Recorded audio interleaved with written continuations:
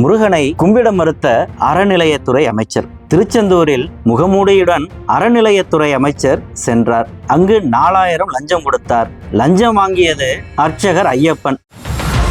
When it's come to education, never take a chance. Dhanalakshmi Srinivasan University, Tiruchi, Peramballur and Chengalpet.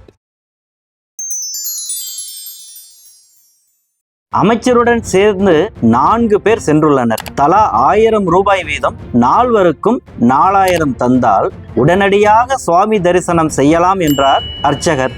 சம்மதித்த அமைச்சர் 4000 தந்தார். லஞ்சம் கொடுத்த அமைச்சர் முருகனை தரிசிக்கவில்லை. முருகனை வணங்காத அமைச்சர் அறநிலையத்துறை அமைச்சர்.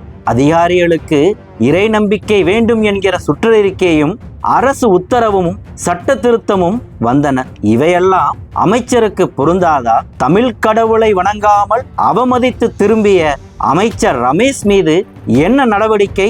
திருச்செந்தூர் கோவிலுக்கு வருகிறவர்கள் எல்லாம் முருகனை வணங்கி வேண்டுதல் செய்கின்றனர். இவர்களது நம்பிக்கையை கேலி செய்யும் வகையில் அறநிலையத்துறை அமைச்சர் சன்னதிக்கு செல்லாமல் முருக வழிபாட்டை மறுத்துள்ளதாகத்தான் கருத வேண்டியுள்ளது.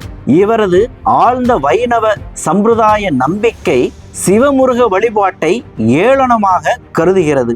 ஆழ்ந்த வைணவ வழிபாட்டாளர்கள் சிவமத கடவுள்களை வணங்க மாட்டார்கள். அவ்வகையில் அமைச்சர் ரமேஷும் தமிழ் கடவுள் முருகனை வணங்காமல் சென்றுள்ளார். இவருக்கு அளிக்கின்ற வழிபாட்டு உரிமை சலுகைகளை ஏன் இதர கோவில் நிர்வாகிக்கும் அறநிலைய ஊழியர்களுக்கும் அறநிலையத்துறையினருக்கும் அளிக்கக்கூடாது? நாத்திகர்களுக்கும் கூட அறநிலையத்துறையில் பணிபுரிய அனுமதி தர வேண்டும். அமைச்சருக்கு ஒரு நீதியும் அலுவலருக்கு வேறொரு நீதியா?